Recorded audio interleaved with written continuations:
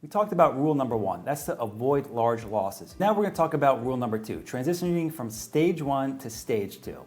What do I mean by stage 1 to stage 2? Well, there's actually 2 separate stages of money in retirement planning, and people don't realize this. Stage 1 is asset accumulation, and that's when you're working. Now in stage 1, you're making a salary, you're investing every month, you desire maximum growth. You can accept large losses and volatility. You don't need current income. Assets are to be used in the future and time is on your side. Now think about it. In stage 1, you're in your 30s, 40s, and 50s, and you can afford to ride it out at this stage because you're working and you don't need the assets for income in the near future. But there's a second separate stage in retirement planning called stage 2. Stage 2 is called asset preservation and income distribution. This is when you're retired or pre-retired. Now ideally, what you'd like to do, if you can, is to start this process at least 5 years before retirement. That's going to give you the most amount of flexibility to make the proper allocation. But it's better late than never, and a lot of people do start this at retirement. In stage 2, you're not making a salary. There's no monthly investments. You desire maximum security. You must minimize losses. The goal now is to create secure lifetime income that's going to replace your salary. The assets must be used to produce income now. And the key point between stage 1 and stage 2 is that in stage 2, time is no longer on your side. You cannot afford to ride it out in stage 2 as you did in stage 1. Now, again, I'm a big believer in the American economy and the stock market will always come back, but in stage 2, you probably don't have the time to wait for a market recovery. Look at the goals in the green and the blue box. Look at the goals in stage 2 versus stage 1. What is similar between these 2 goals? Nothing, right? And think about it. This makes sense. Do you want the same things from your money now in your 60s, 70s, or 80s as you did in your 20s, 30s, and 40s? Of course not. Well, if you want different things from your money, how could you possibly use the same assets, strategies, and planning techniques for stage 1 and stage 2? It's my opinion that you can't because you want different objectives at this stage in life. In fact, I'm going to take this one step further. I'm going to say you can't use the same financial advisor for stage 1 and stage 2. Why do I say that? Because 95% of the advisors that I know, and I've met plenty of them over the last 20 years, they're really good and they really enjoy doing stage 1 planning. Really good at helping you grow your money and take that risk, which is the right thing to do in stage 1.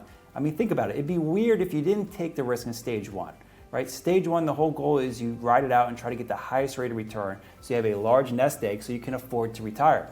But at stage 2, the rules of the game change completely. I only do stage 2 planning. So here at South Point Advisors, we are a fee-based fiduciary planner.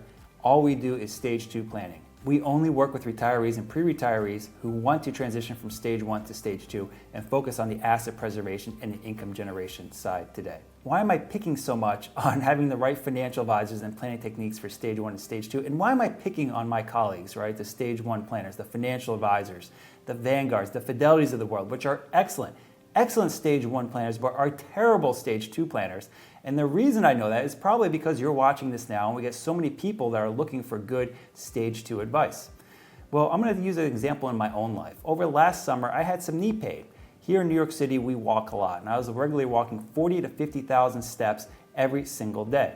Well, you can imagine what this did to my knees. In particular, my right knee started to develop a lot of pain. So what did I do? Well, I did what every person would normally do. I avoided going to the doctors. And I went on YouTube and I searched knee pain and I got some exercises. I went down to the gym in my lobby, I did them, and guess what? They worked. My knee got better. Until I was moving some furniture and hurt it again. This time the exercises weren't working quite as well. And I decided, okay, time to bite the bullet and go see a specialist. Now I had knee pain. Did I go to a general physician? Of course not. Did I go to an oncologist? Of course not. I went to an orthopedic doctor. And I chose one at first that was right across the street from me because, hey, it's very convenient and I didn't want to go in the first place. I went into the doctor and they spent about 20 minutes taking my insurance.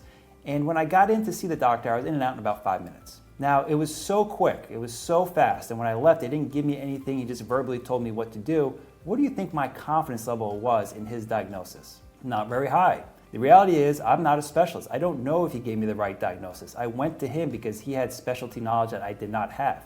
But it didn't sit well with me that I was in and out in under 5 minutes. So I decided to get a second opinion.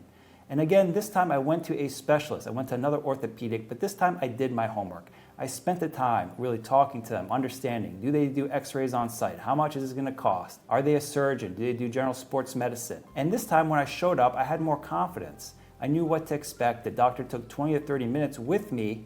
I knew they were specialty, and when I walked out, they gave me a sheet of paper, gave me 2 options. I could rehab myself, or they gave me some physical therapy recommendations near my area.